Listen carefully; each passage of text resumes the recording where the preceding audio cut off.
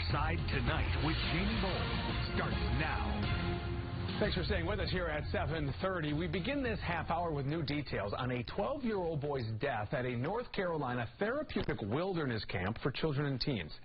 This was supposed to be a therapeutic program, right, for kids, but the participants we spoke with say they wonder if they got any help at all. The boy died at Trails, Carolina in Transylvania County on February 3rd. He had only been at the camp 1 day before his death.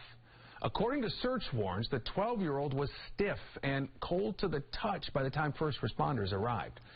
Sheriff's deputies told us an autopsy shows the boy's death was not natural. The cause and manner of his death is still pending. We're waiting on that. A little more than a week later, though, February 12th, the North Carolina Department of Health and Human Services ordered Trails, Carolina to stop accepting new campers. The state followed up with an inspection of that campsite on March 21st. As a result of that inspection, the camp was officially shut down on March 28th. The doors closed to a place many have described to us as their worst living nightmare. And sadly, also not the first Trails, Carolina participant to die while at that camp. In 2014, 17-year-old Alec Lansing ran away from Trails, Carolina. Took staff more than 5 hours to call in a search crew. It then took 12 days to find him. Lansing had fallen from a tree into a creek and broke his femur. Wbtv has been investigating Trails, Carolina for 3 years. This includes talking with former participants and a former staff member who detailed allegations of abuse and neglect. Take a listen here to some of their experiences. We went once without 17 days without showering. Yeah, we were denied basic hygiene all the time. That was, again, and I thought, oh, it's just part of the process, yeah. I mean, we're in the woods. For the amount of money that I have a general idea of what they're charging for this, if I was a parent, I'd be pretty pissed to find out what the actual therapy that happens. If you had to talk to the people at Trails today, what would you tell them about your experience? I'd say that everything they did has affected me in both positive and negative ways, but I will never forgive them for what they did to me.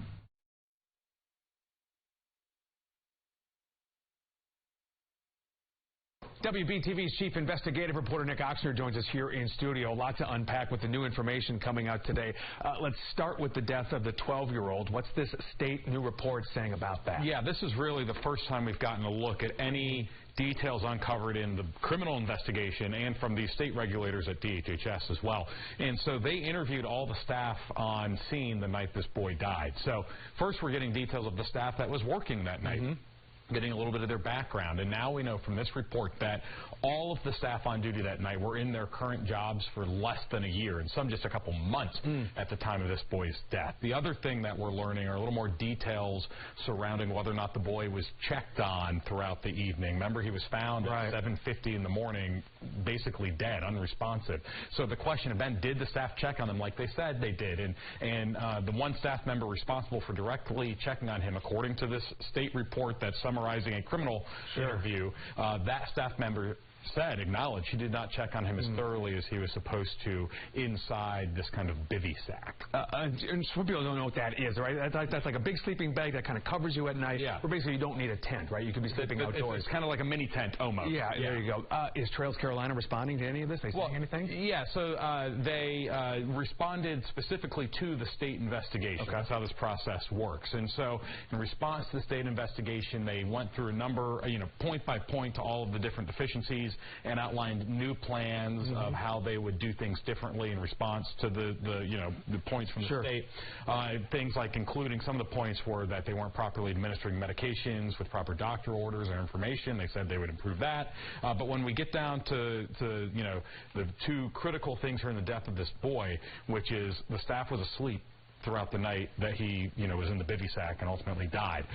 Trail said they would now have a staff member awake throughout the night. They also said they'd stop using bivy sacks and what we've talked about previously in this program called the burrito, where you're kind of folded into a tarp and a staff member sleeps on top of you. But they said they'd stop doing both of those things as well. But let's keep in mind, right now, currently trails are shut down, and so this is if they're allowed to reopen. So these are teens, young adults, right, who are in need of some sort of mental health therapy, right? Is there evidence they were even getting some of that help through these programs? Yeah, so we've now spoken with at least a half dozen former participants at Trails Carolina, and every interview that I do with former participants, I ask, very simple question, did you get much therapy at Trails Carolina? Right. And the answer typically is no, not a lot. What it seems pretty clear to me is participants get 50 minutes to an hour of therapy once a week at this therapeutic wilderness program. I know you're still asking questions, right? Yes, absolutely. I know you'll keep looking into it. If you want to read all of Nick's reporting on this, by the way, go to our website, Wbtv.com. Nick, appreciate it. Thank you. All right, moving on. We're on your side tonight looking to the sky. You may have noticed the full moon last night. You see our picture of it. It will remain bright in the night sky through the end of this week. And this moon actually has a name. It is called the April's Full Pink Moon. First Alert meteorologist Rachel Coulter joins us here to talk more about this. I was driving home last night on Interstate 45 heading straight for it. I mean, it looked gigantic in the sky, first of all. It was incredible. So how does it get this name, Pink Moon? Yeah, I wish it was because it looked pink. Right. I wish I could tell you guys, yeah, you're going to notice that it's going to be a little pink. That's not necessarily the case. It's all about this season. You know, we've got different names for different moons, and I want to show you why. It all goes back down to the Maine's Farmer Almanac, and that's where actually a lot of these names came from. You've got the blue moon, you've got the pink moon, and why we have the pink moon is actually because of the time of the year. There's a plant called phlox, which is native to eastern portions of the country, and that's really an herb. It's also called moss pink, so that's what it's technically named after, because that's what starts to appear around this time of the year, and it's all because of the full moon as well. So the pink full moon in April, which will appear full again through the end of the week, but truly even into tomorrow morning.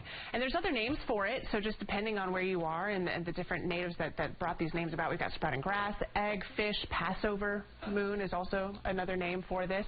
So will we actually be able to see it tonight? I do think that we'll continue to see some clearing just gradually over the course of the overnight and into tomorrow morning. So a good portion of the area should have a good look at it. Fortunately, the cold front that's moving overhead is just going to continue to slide to the east. We still are tracking just one area of rain on radar.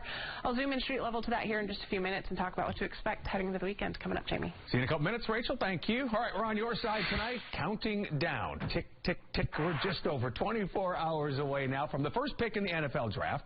The Chicago Bears are the team on the clock. Of course, last year it was the Carolina Panthers making that first pick, and all the intrigue was over who would they take. Would it be C.J. Stroud? Would it be Bryce Young? Of course, it would be Young heading to Carolina. Stroud to Houston, and in year one, Stroud got all the headlines, won Rookie of the Year as he led his team to the playoffs. But hey, that was then, this is now. New coach, new general manager, both tasked with building a more talented team around Bryce Young to give him a chance to succeed. Our Nate Wimberly here is getting us ready for the draft. Appreciate you stopping by. Hold on, let's stop. That clock in the first pick, the Chicago Bears, it should have read Carolina Panthers. But we won't go any further than that. It should be the Carolina Panthers. But that ship has sailed, so we're going to move on. I digress. I digress. Before we get to the draft, minicamp going on this week. Tell me about the new vibe with the new coach. I can tell you right now, man, the vibe there is outstanding, man. He is just energetic. Coach Dave Canales, man, he's got a smile on his face all the time. He's running up and down the field, man. It's infectious, and it's the guys are picking up on it. They're taking a liking to it, and they talk very glowingly of him. And I think Thielen said it best today. You know, what they're doing right now is just setting the groundwork. Okay. It's going to get tougher, and it's going to get the stress level is going to get higher. If you're building that right now and that good energy and those good vibes, maybe you take that into the season when the rough times come. You know, they're not as bad. So and this team is going to have some rough times this year. Sure. It's not going to be solved with this one draft, folks. It's going to take a while for this thing to build up.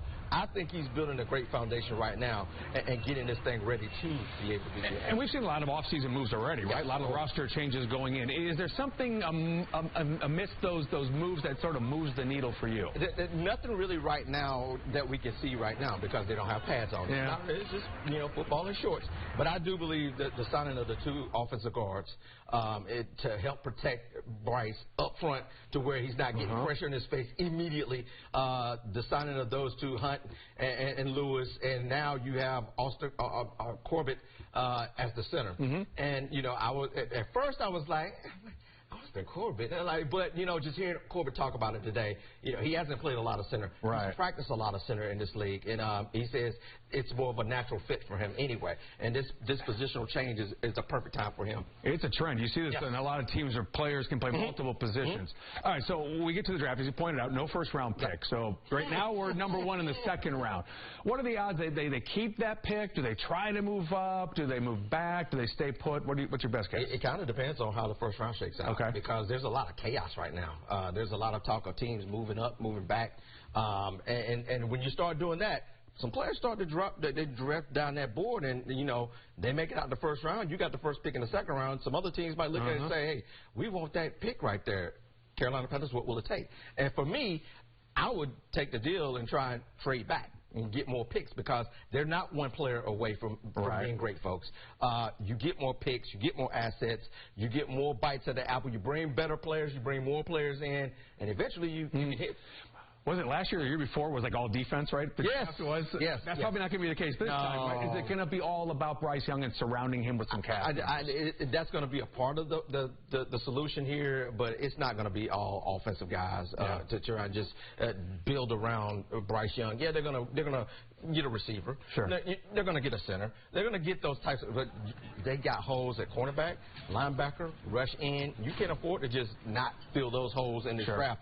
There's a lot of, and this wide receiver field in this draft is very deep. But there's a lot of good players in this draft. So no, it won't be all about Bryce Young, even though they spent a lot of capital in helping Bryce Young be better this year. All right, really nothing happening Thursday, Friday for the Panthers. That's when you want to start paying attention. I wouldn't count it out. They might trade back into the first round. You never know. We'll see. You never know. See. We'll be watching it. I know you'll be watching it. Yeah, absolutely. Nick, absolutely. Appreciate you coming by. Coming up next here on Your Side Tonight. It's moving in the right direction, and it feels good to be a part of that change. You can also be part of the change to help end pancreatic cancer. We're on your side with how many people the disease affects and the steps to spread awareness right here in our area. And our poll is still open. What's your favorite grocery store in the Charlotte area? See some of the results so far. Head over to WBTV.com/vote. We'll tally your votes at the end of the newscast.